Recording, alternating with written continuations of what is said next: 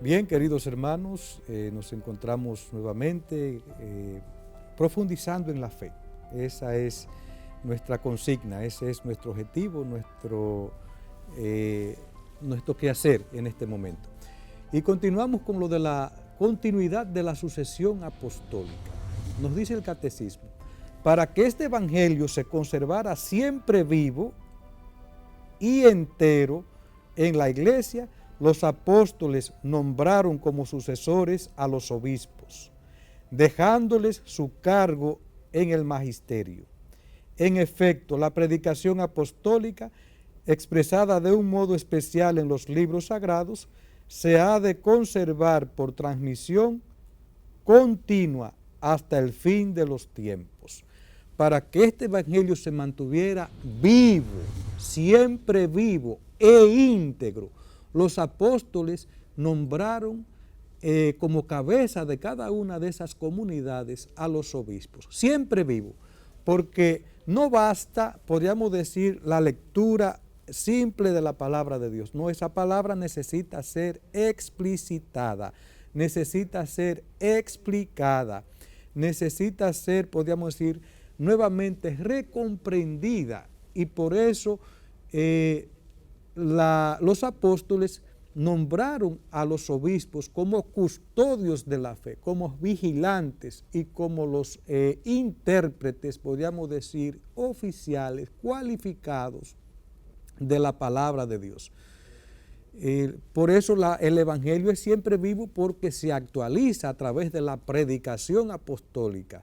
Y esto lo vemos en cada iglesia, cada domingo y cada día. O sea, el evangelio no solamente lo leemos en la Biblia, sino que ese evangelio necesita ser también predicado, actualizado e iluminado, podríamos decir, integrado a la realidad concreta de cada época y de cada cultura.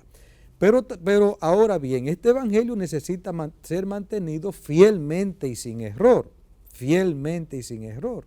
Por eso, como decía, los obispos y los sacerdotes, los catequistas, pero sobre todo los obispos como cabeza, son los responsables de que ese evangelio, y de manera especial el sumo pontífice, ¿verdad?, como custodio de nuestra fe, de que ese evangelio se mantenga vivo, sea transmitido fielmente y sin error a lo largo de los siglos, a lo largo del tiempo. Esta transmisión viva, llevada a cabo en el Espíritu Santo, es llamada la tradición en cuanto distinta de la Sagrada Escritura. A esto es a lo que la Iglesia llama tradición, a esta transmisión de la fe, transmisión de la fe. Por eso, estrechamente ligada a ella, por ella, la Iglesia con su enseñanza, su vida, su culto, conserva y transmite a todas las edades lo que es y lo que cree.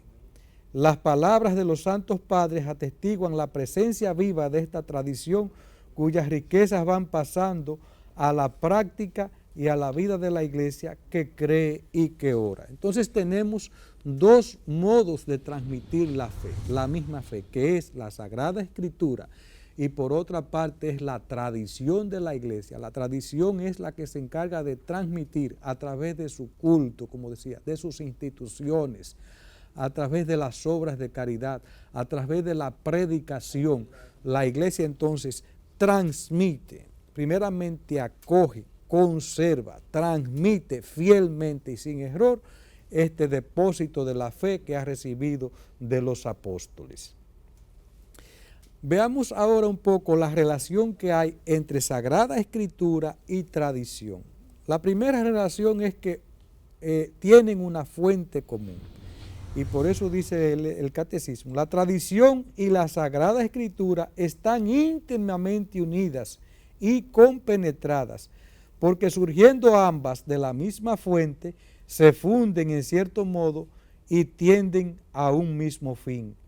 Una y otra hacen presente y fecundo en la Iglesia el misterio de Cristo, que ha prometido estar con los suyos para siempre hasta el fin del mundo. Lo primero es que tienen una misma fuente, una misma fuente. La fuente es la divina revelación y la divina revelación es Jesucristo, es su evangelio, su evangelio. Por eso podríamos decir, la iglesia en todo lo que transmite a través de la tradición, es decir, el culto, las oraciones, las instituciones, la proclamación de los dogmas, todo eso tiene como fuente el evangelio, tiene como fuente a Jesucristo, lo mismo que la Sagrada Escritura, pero además también es el mismo Espíritu, porque es el Espíritu Santo el que inspira las Sagradas Escrituras, es el Espíritu Santo, como decía ahorita, el que guía, conduce, ilumina a la iglesia, la fortalece, el que nos da la gracia para llevar adelante este misterio,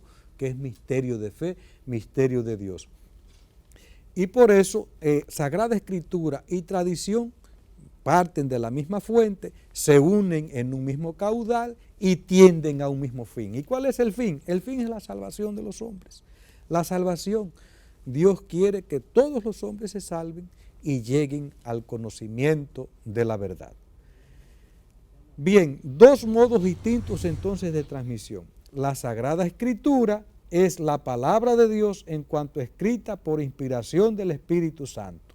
La tradición es el segundo modo, que recibe la palabra de Dios encomendada por Cristo y el Espíritu Santo a los apóstoles y la transmite íntegra a los sucesores para que ellos, iluminados por el Espíritu de la verdad, la conserven, la expongan, la difundan fielmente en su predicación.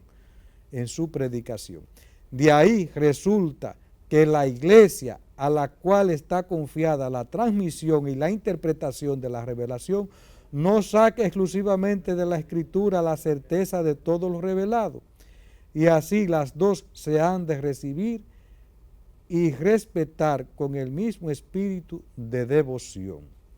La iglesia recibe las Sagradas Escrituras, recibe la fe, y está entonces, podríamos decir, tiene la misión de conservar, de transmitir fielmente y sin error esta fe.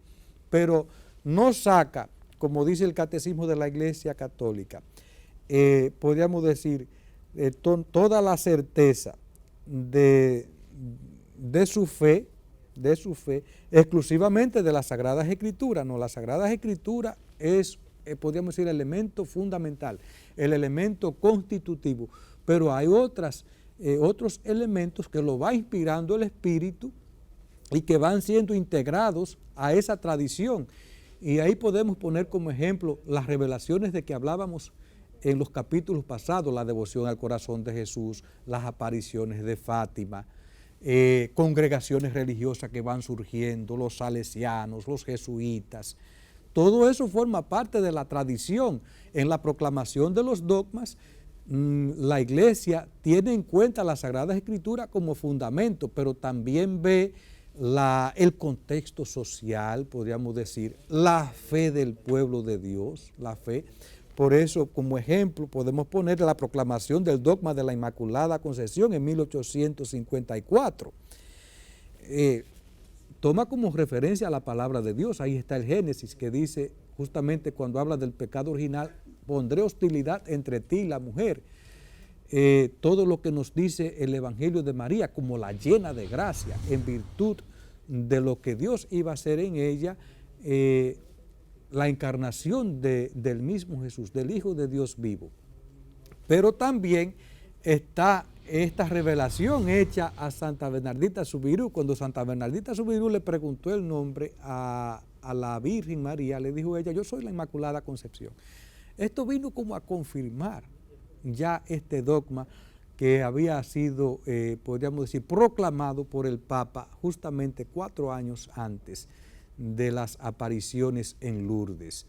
Pero también la fe del pueblo. El pueblo siempre ha venerado a María como la Theotokos, como la Madre de Dios, como la pura, como la siempre limpia. La gente tiene también, podríamos decir, esa sensibilidad para acoger la palabra de Dios. Ya ha dicho Jesús en el Evangelio, ¿verdad?, que los que son de Él, las ovejas que son de Él, escuchan su voz y tienen esta sintonía tienen esta luz interior del Espíritu, pues todos hemos recibido esta gracia en el bautismo y en la confirmación.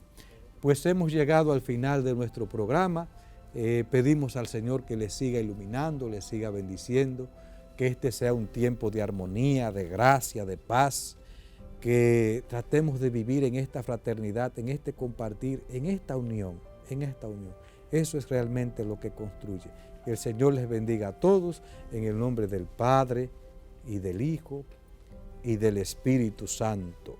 Amén. El Señor les bendiga.